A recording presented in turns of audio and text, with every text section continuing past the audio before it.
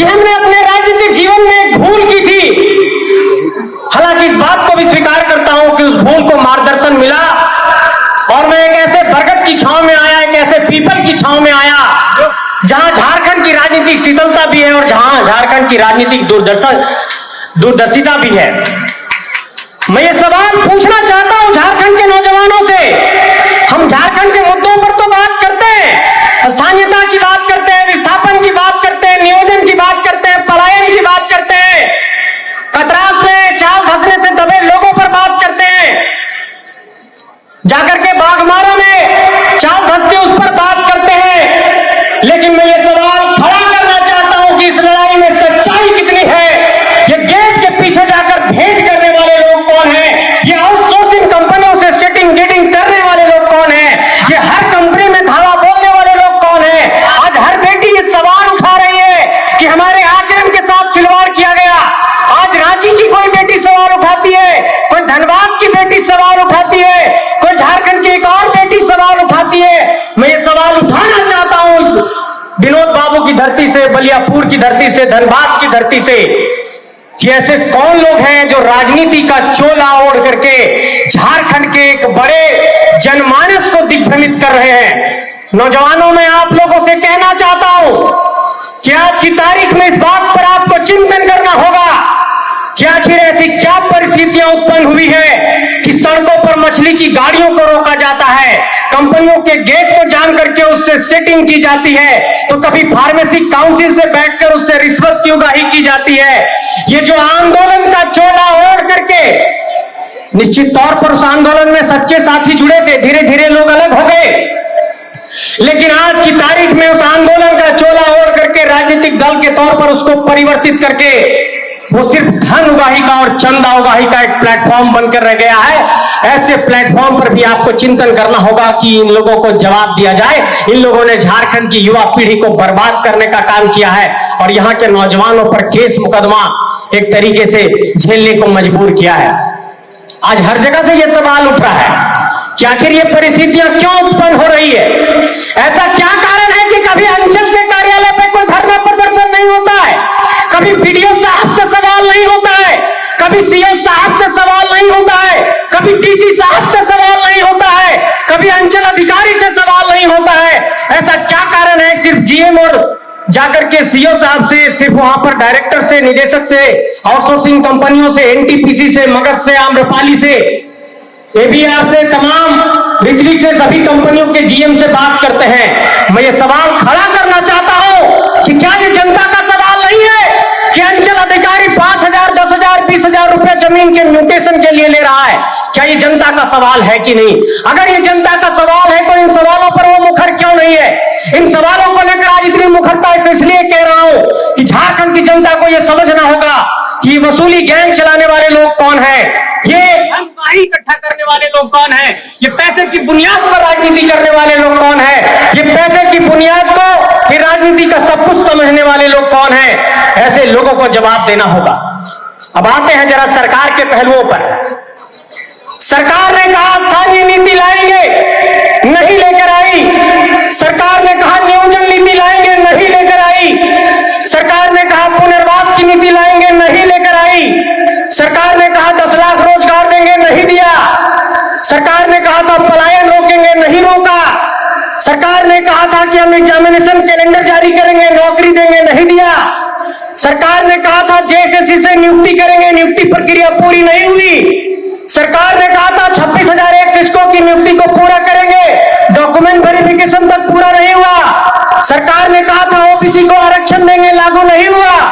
सरकार ने कहा था पेशा कानून लागू करेंगे, नहीं हुआ। सरकार ने कहा था सरना धर्म कोड लागू करेंगे, नहीं हुआ। सरकार ने कहा था निजी क्षेत्र में 75% आरक्षण देंगे, नहीं हुआ। सरकार ने कहा था आउटसोर्सिंग में 75% रिजर्वेशन देंगे, नहीं हुआ। सरकार ने कहा था कि झारखंडियों को तृतीय और चतुर्थ वर्ग की नौकरी में प्राथमिकता मिलेगी, नहीं हुआ। ऐसे कई ऐसे सवाल हैं कि सीओ की ऑफिस पे घुसखोरी हो रही है, डीसी ऑफिस पे घुसखोरी हो रही है। इन सवालों को लेकर के आपको जनता के बीच जाना होगा। मैं कोई झूठ बात और बनी बनाई बात नहीं कह रहा हूं, ये तथ्यात्मक बात कह रहा हूं कि आज की तारीख में सरकार हर मोर्चे पर फेल हुई है। सत्ता में रहने के 5 साल के बावजूद भी जब दूसरा मौका मिला तब भी ये सरकार फेल साबित हुई है। इसलिए मैं कहना चाहता हूं कि सिल्ली के एक साधारण गांव से निकलकर, लगाम से निकलकर एक ग्राम समिति के पद से लेकर के पार्टी के केंद्रीय अध्यक्ष और झारखंड के डिप्टी चीफ मिनिस्टर तक का पद जिन्होंने सुशोभित किया, जिन्होंने झारखंड आंदोलन को देखा, जिन्होंने झारखंड आंदोलन को जिया है, जिन्होंने झारखंड आंदोलन में संघर्ष किया है, जिन्होंने झारखंड को संवारा है, जिन्होंने सिल्ली को संवारा है, जिन्होंने सिल्ली में आर्चरी एकेडमी दी है, जिन्होंने सिल्ली में स्टेडियम बनाया है, जिन्होंने सिल्ली में शिक्षा का अलग जगाया, जिन्होंने झारखंड में बड़े बड़े खेल के आयोजन किए, जिन्होंने गूंज महोत्सव कलाकारों को मंच दिया, जिन्होंने सिल्ली को मॉडल विधानसभा के तौर पर झारखंड को प्रस्तुत किया, जिन्होंने खेल का आयोजन करके, जिन्होंने पंचायती राज की व्यवस्था में महिलाओं को 50% का आरक्षण देकर के झारखंड में एक नई राजनीतिक क्रांति की ज्वाला को जन्म दिया है। ऐसे जननेता, ऐसे जननायक आदरणीय सुदेश कुमार महतो जी हमारे बीच है। मैं झारखंडी जनमानस से यह आह्वान करना चाहता हूं, माताओं बहनों से यह आह्वान करना चाहता हूं कि आने वाली पीढ़ियां हमसे सवाल पूछेगी कि जब झारखंड और झारखंडियत की लड़ाई लड़ी जा रही थी तो आप किसके साथ खड़े थे। तो ये कहने का गौरव होना चाहिए कि हम आदरणीय सुदेश कुमार महतो के साथ खड़े थे, आप पार्टी के साथ खड़े थे, हम संघर्ष कर रहे थे, हम संघों पर संघर्ष कर रहे थे। पीढ़ियां तो सवाल पूछेगी आपसे। 25 सालों में झारखंड को कुछ नहीं मिला, इस झारखंड की माटी को कुछ नहीं मिला, इस 5 सालों में भी झारखंड की माटी को कुछ नहीं मिला है। और अगर अगले 2029 में भी झारखंड की माटी को हम बेहतर नेतृत्व नहीं दे पाए तो आने वाली पीढ़ियां माफ नहीं करेंगी। यहाँ की मिट्टी में सबका खून बहा है, सबको मिलकर के संघर्ष करना होगा। और जातीय आधार पर झारखंड की राजनीति में एक बहस छिड़ी है। मैं ये कहना चाहता हूं कि एकमात्र ऐसी पार्टी आजसू पार्टी है जहां पर सभी जाति धर्म को यहां पर स्थान है। यहां पर क्रिकेट एसोसिएशन के सिंह जी बैठे, यहां पर गोस्वामी जी बैठे, यहां पर संजय आपका भाई बैठा है, खड़ा है, स्पीच दे रहा है, मेरे भाई अनुराग आए हैं, सभी अलग अलग समुदाय से हैं। आजसू एक ऐसा छाता है जो झारखंड को छांव तो दे ही सकता है। राजनीतिक तौर पर अगर नेताओं की फौज कोई झारखंड में तैयार कर सकता है तो वो आजसू पार्टी कर सकती है, वो सुदेश कुमार महतो कर सकता है। ये मैं कहना चाहता हूं। झारखंड के विधानसभा की तस्वीर को देखिएगा, 81 विधायक में आपको वहां पर 17-18 विधायक आजसू पार्टी के दिखाई देंगे।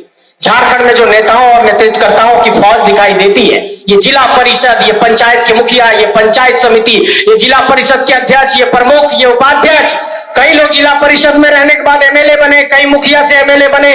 इन लोगों को मंच किसने दिया? झारखंड बनने के बाद पंचायत का चुनाव पहली बार किसने कराया?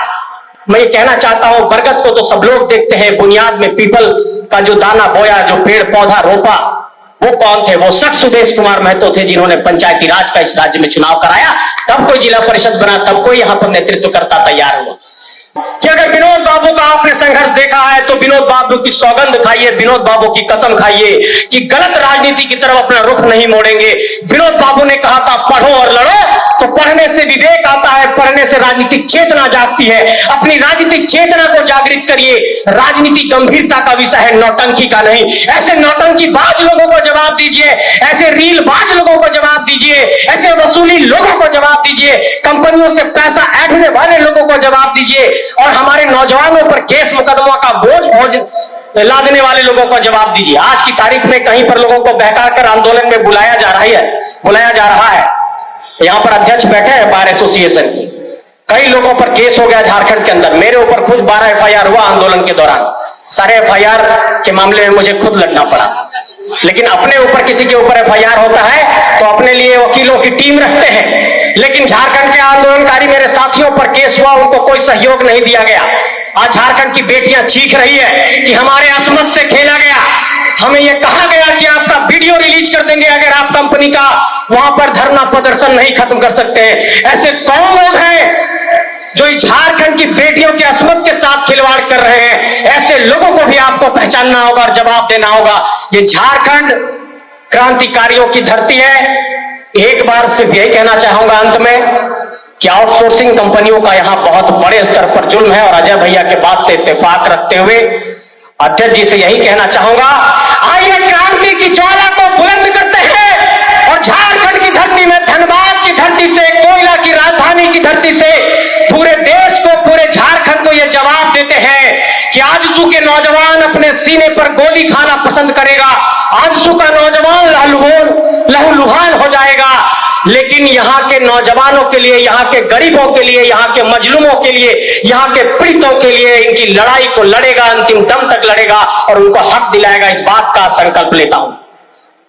नए नगर भवन में आज यह संकल्प दोहराता हूं कि इस आजसू पार्टी को उन्नति के शिखर तक ले जाने के लिए जो भी फैसला लेना होगा, किसी नदी तालाब के पोखर में भी जाकर के, नदी जंगल के किनारे भी अगर रात गुजारनी पड़ेगी और संगठन का निर्माण करना होगा, तो ये संकल्प लेते हैं कि हम लोग संगठन का निर्माण करेंगे और झारखंड के जन मुद्दों के साथ एक एक व्यक्ति की लड़ाई लड़ेंगे।